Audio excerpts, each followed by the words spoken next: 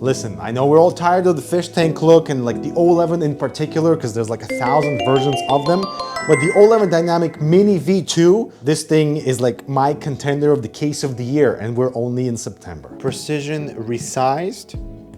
Very nice. Seriously, I have not been this excited about an ATX enclosure in a really long time, because Lian Li is bringing so many cool optimizations on the interior that they're still really decent for an ATX configuration system, that you don't have to compromise on, let's say, cooling or GPU compatibility or radiator fitment and clearance or cable management even.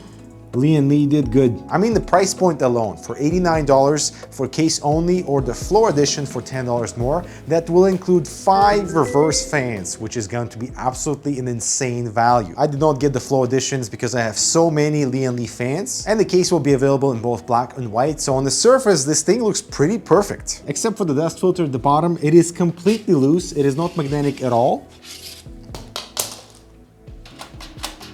It is like incredibly loose, but if I rotate it with the plastic piece facing up, it clicks into place and it's no longer loose. It looks like the user manual also lists the filter with the plastic tab facing down, but if you're finding it to be too loose, just rotate it. Perfect. With this method, the filter does not cover this tiny portion at the front, but no worries. Our fan bracket does that for us. Now, design-wise, there's nothing special, but I do appreciate some styling sprinkled around, so it's not your regular fish tank, but it's the size that's truly impressive, because on the desk, this doesn't feel ginormous at all, and next to something like the extender from Arctic, it really dwarfs it in comparison. Here, I do prefer the white model, because on the black one, the texture is beautiful, but it leaves finger marks way too easily. There's also a texture difference between this piece over here that is brushed aluminum and sandblasted steel, while the texture on the white model between the aluminum piece over here and steel is kind of the same, that sandblasted feel.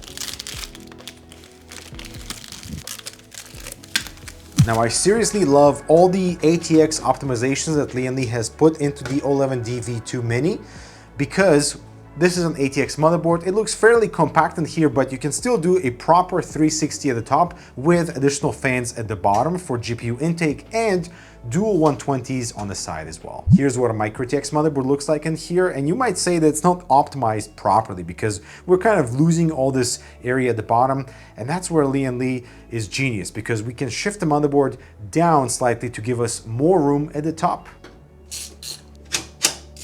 There's a plastic piece at the back that has to be just removed and shifted up, so we're not losing any of our components. Everything stays within the case. Of course, a motherboard standoff tool is included, so you can move all the standoffs down.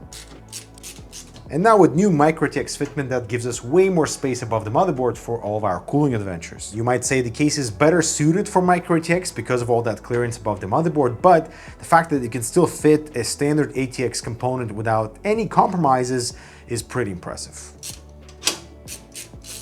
I mean, the V2 cannot fit a 420 rad, that's kind of the craze these days, but it can easily fit a 360. And by easily, I mean with some challenges. Literally, the only thing to keep in mind is to pre-route the EPS cables for the corner of the motherboard, because if you install a 360 at the top, that area becomes inaccessible. That is, if you don't remove the top panel, which is removable with just 5 screws. Obviously, removing it is super simple. The corner is actually surprisingly strong here, despite not having any side panels, and this is a pretty thin piece of metal, but Lian Li did a good job with the build quality. And here you have full access to the top area of the motherboard, and for example, if you forgot to install a rear 120mm fan, now would be the time. There are only 5 expansion slots at the back, which for ATX might seem a little strange because we normally see 7. So your very first slot and your last slot are not accessible or usable. But like, when was the last time you used multi-GPU configurations? Perhaps that's not the case for you then. The bottom bracket will support 3 120mm fans. This is going to help our GPU cooling, and because we have a 10-degree angle on this bracket, it's going to give us additional breathing room. It's removable with just 2 screws.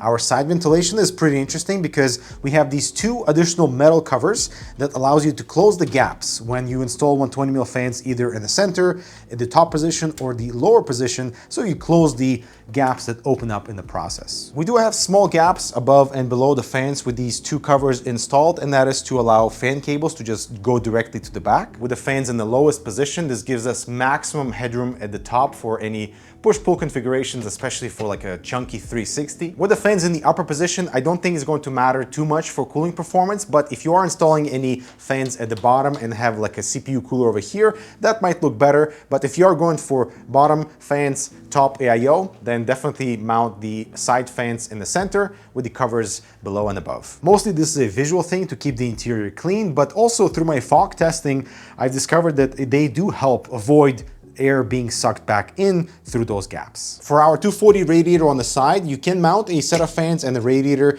without interfering with our GPU. So as long as this contraption is less than 55 millimeters, you'll be fine. Unfortunately, I cannot find a way to mount these fans on this side of the frame, which is really bizarre because it's plenty wide, but the frame over here is curved and does not allow the fans to sit properly flush towards the mounting holes. They align halfway, but that's about it. And if you are mounting a 240 on the side, this awesome anti-sag mechanism has to come out. Just 2 screws though, easy peasy. Now the vertical GPU configuration is quite desirable, but there are a few things to keep in mind. We do have a vertical GPU conversion for the actual frame on the PCIe expansion slots, but no PCIe riser cable included, so make sure to have your own. Love me a paper manual. Always love an accessory pouch. We have an awesome anti-sag mechanism for the vertical GPU configuration that is installed on top of the fans. Just have to make sure to install this before your GPU. How it works is you rotate a thumb screw and it raises the little platform, therefore supporting the GPU so it's nice and straight. No sagging over here. I had no clearance issues with my riser cable and the fans, but I could see how you won't be able to mount a vertical GPU in the closer position to the motherboard, because how would you even route a riser cable when the fans are so close? So you might have to ditch the fans underneath if you are trying to utilize the slots closer to the motherboard. My riser cable is actually fairly chunky, so if you are using anything low profile, I don't think that would be an issue. Of mounting something closer to the motherboard plus having, 3 slot graphics cards will not be an issue. Despite having this very slim rear chamber, the case supports full-size ATX power supplies, which is absolutely insane. It just has to be mounted on its own power supply bracket.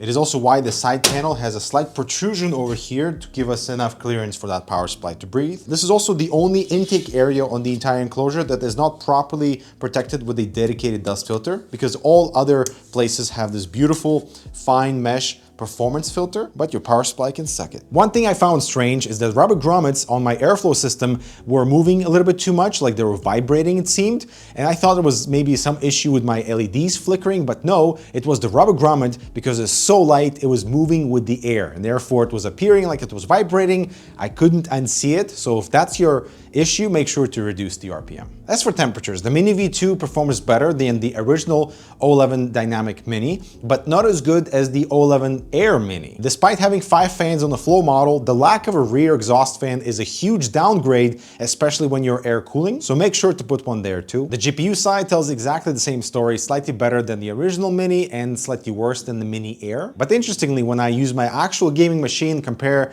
the Mini V2 versus the Arctic Extender, for example, which is a much larger enclosure, we can see that we get the same CPU and GPU temperatures, but the O11 Mini V2 has a slight disadvantage because the GPU is running at a slightly higher fan speed, therefore it is not getting cooled as well as it was getting cooled by the Arctic Extender. But I feel like with any modern enclosure right now, and hardware too, like things are designed to run hot, so it's just a matter of like, do you care if you have a slightly cooler running GPU by a few degrees while it's running exactly the same frequency with exactly the same FPS?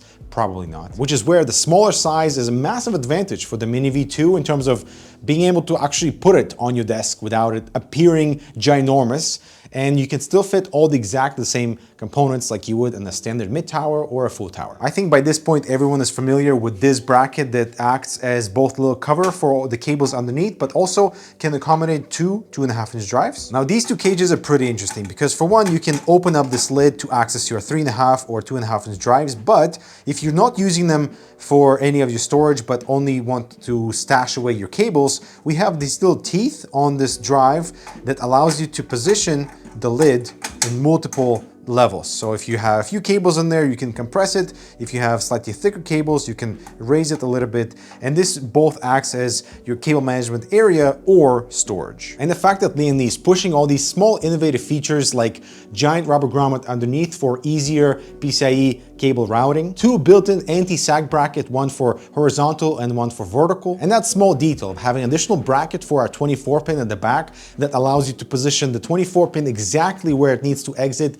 is brilliant. It's really cool. You can actually swap the I/O from the bottom to the top. This clears up the space here for definitely better handling and maybe better airflow too. The USB-A ports are standard 3.1, but USB-C here should be 10 gigabits per second because it's Gen 1, but I think they made a mistake with their user manual since they listed at 20 Gs. All the necessary fan brackets are removable except for the side one, which is strange because you cannot even mount fans behind the frame because of that weird curvature on the actual case frame. That is one of the biggest disadvantages of this enclosure because the price point and the performance and the overall user experience is absolutely on point. I haven't given out an award in a while, but this definitely deserves the damn good award. Let me know if you agree. I'm Dmitry. Thanks so much for watching. I'll talk to you in the next video.